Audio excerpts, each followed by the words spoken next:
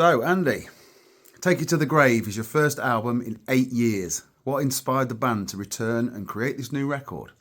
We got an opportunity to play Kit Festival in Germany. I think it was slated for about 2022, but the pandemic came. We played that, and then effectively we just enjoyed it that much and everything, and we felt that the band was really progressing nicely. That we thought, well, why not?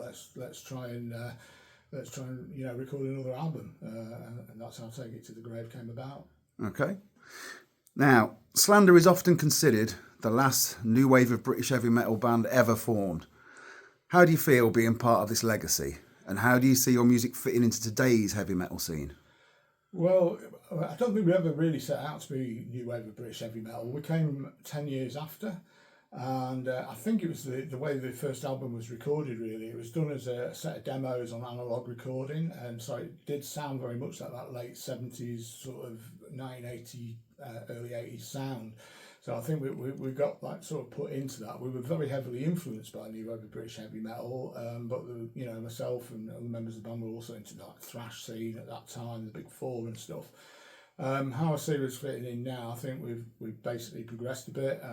We're certainly not in the new wave of British heavy metal sound. I think there's moments of it, but it's also a lot heavier. So I think the progression has definitely assisted with us moving into the sort of modern times, I think, and that's the sort of area we're going to keep going at. But we still nod back to the old tunes as well, especially when we're playing live. Yeah.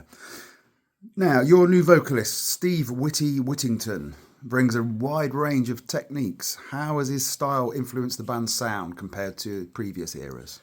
Oh, he's great, isn't he? I played with Steve before in his former band, Witty as he's known, in his former band, Captain Horizon, and I heard him play. I was really impressed, with his singing. In comparison to the other singers we have are great, don't get me wrong, and they fit with the time and the period that the band was in.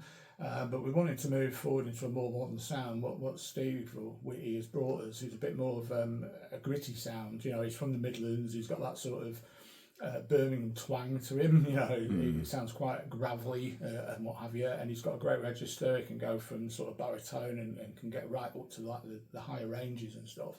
So he's brought a bit more of an aggressive feel to the music. So he's brilliant, and he's a great frontman as well. That's one of the things that we really noticed. He doesn't stand around on stage. He's into the crowd big time. In fact, he's swinging off everything. Yeah, he is. Yeah. Okay. The new album features tracks like "Take It to the Grave" and "Rust in My Bones."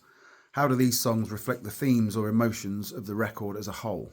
Well, I think it's a bit more of a darker album, really. I suppose after coming out of the pandemic and we started writing stuff and what have you. I mean, that Take It to the Grave is about a jilted lover where somebody's got an infatuation about somebody, they're not interested and so forth, and therefore, there's a bit of death in there and what have you. Rust in My Bones, if you listen to the lyrics, is actually based on the history of the band, like the 40 years that we've actually been together, probably a bit longer than that, because Greg and I started out back in the 80s together in another band, and the lyrics are about, how we started playing with cheap amps and everything else, so yeah. So how it fits in with the rest of the band, the rest of the album, I think it all runs together. It's not a concept album, but all the songs are pretty much dark and tell a story. Yeah. Okay.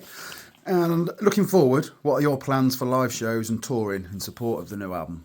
Well, we're definitely booking now, looking at playing out in Europe. Hopefully, we've got a couple of festivals in the UK. We're playing the Car and Horses in June 26th. The birthplace of Iron Maiden. We've got quite a few shows on the horizon and what have you. We'll be making some announcements, in the next month or two. Looking forward to getting out there and playing metal with everybody. So brilliant. Okay, thanks a lot, Andy.